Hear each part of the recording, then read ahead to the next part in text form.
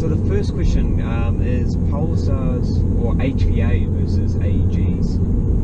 In my opinion, even though Polar Stars can look very intimidating and expensive, about 670 New Zealand dollars off reprotect for an F2, I believe, compared to an AEG.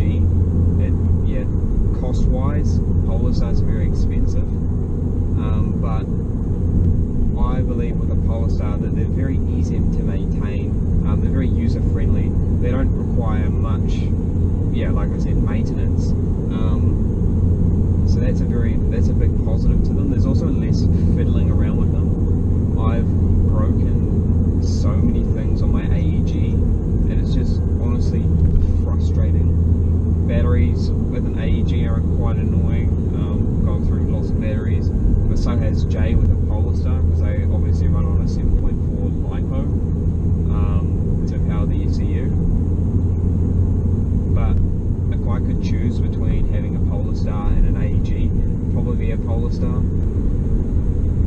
So another question I got is my opinion on airsoft being a sport.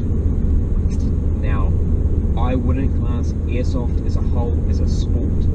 I believe sport is like a game or a competition where there's always a set of rules, and there's always a set like objective. Like in football, it's like the proper football. It's scoring goals using your feet. That's why it's called football. Yeah, so you're always trying to score a goal. There's always the same rules. There's two teams, and they're always working towards a set goal. So airsoft is a very molded thing. It's a very general term.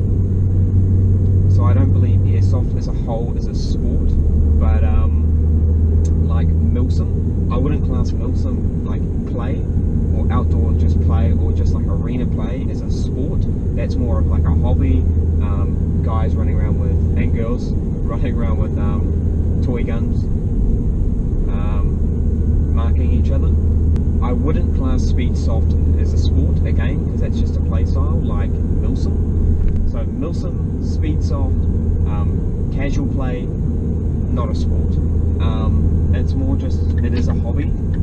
It's just a fun thing to do. What I would class as a sport though is, and I'm trying not to be biased, is speed QB. So I would class it as a sport because A, you've always got the same rules, hopefully. There's a set goal, there's always a set objective. It's competitive, so you've always got teams of 5 always working towards that singular goal, and it doesn't change, and there's structured tournaments, and it's just got a structure. So when you go out and play like capture the flag at a Milsim event, or capture the flag just at a casual game, that's not really a sport, because although it's got the same like skeleton of rules throughout different airsoft places, it's not always going to be the same. There's always different rules. So airsoft isn't a sport. SpeedQB inside airsoft is a sport. So another question I got was, would you play paintball if you had the money to do it? So paintball and airsoft, and that's a big yes.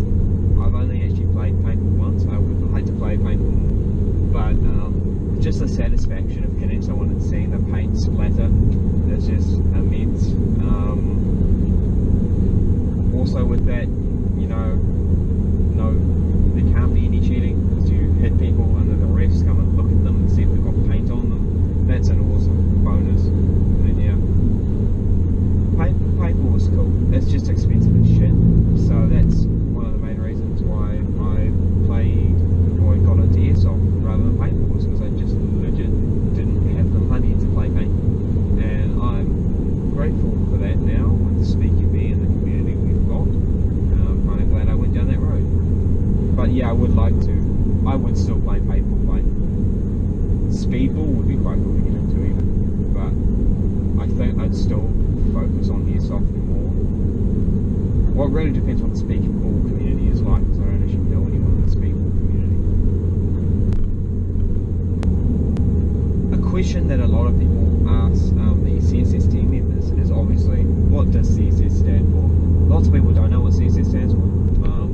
Pretty sure it's in the bio of our CSS Instagram account. But anyway, if you didn't know what CSS stands for, it originally stood for Casual SpeedSoft, because we were literally just a group of 5 people that are around the same age that just went, hey, let's make a team.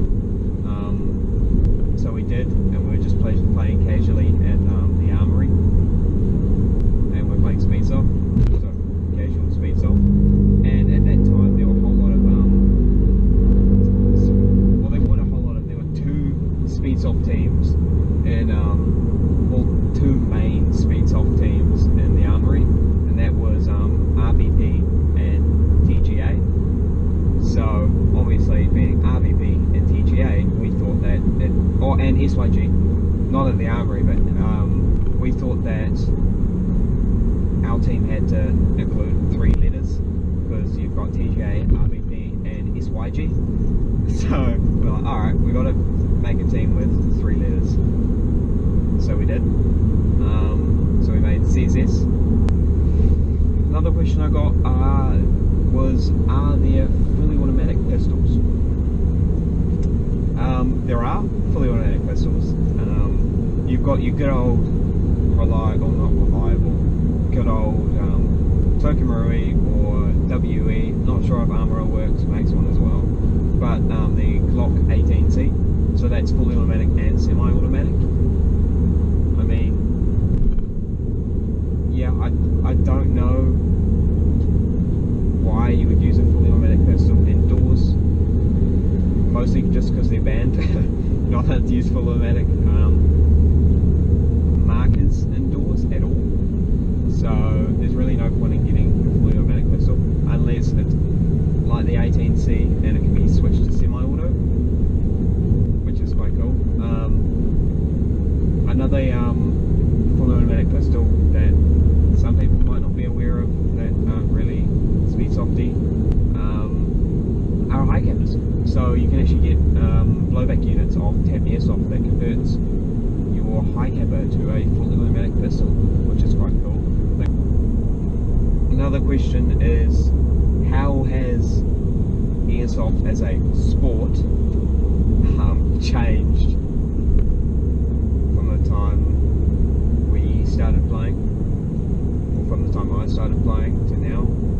I mean,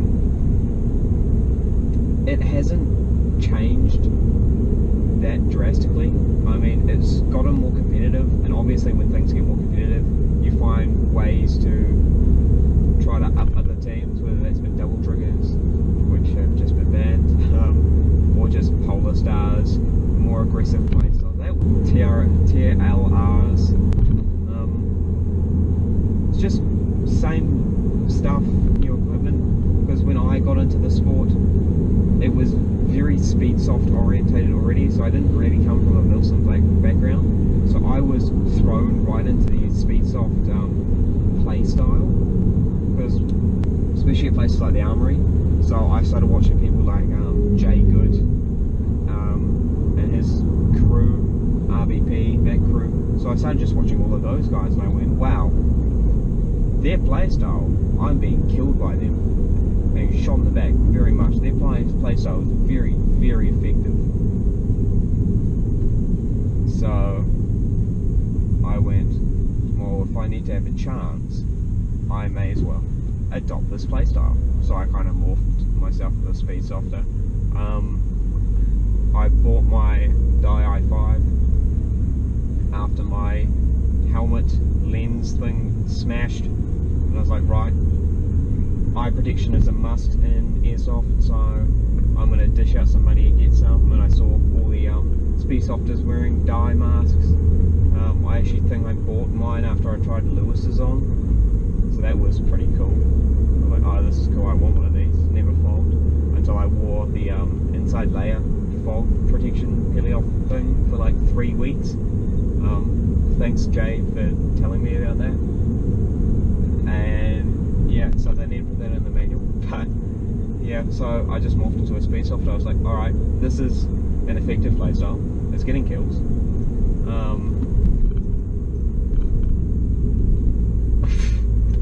Effective playstyle, it's getting kills. Why not? But yeah, in the sense that it's changed, hasn't changed. I mean, when I was at the armory, I was sliding around now, then still sliding around. SpeedQB only was just starting out, but it's changed in the sense that there's more, it's very structured now, and there's structured teams, and it's very structured. So there's a lot of structure. So that's the main change, is just structure, and obviously when it gets more competitive as well, so structure and competitiveness, and when it gets more competitive, obviously there's better equipment, and especially with time and competitive means better equipment and just better tactics. So there's more tactics, structure, equipment, but other than that, the core play style that I was used to is still a thing. So it's still a core SpeedSoft, still core, still doing what I did, except now I run a rifle and I'm pistol because it's taking away. So to answer that question, no, but yes. It's changed, it's just been updated. It hasn't changed, the core values haven't changed.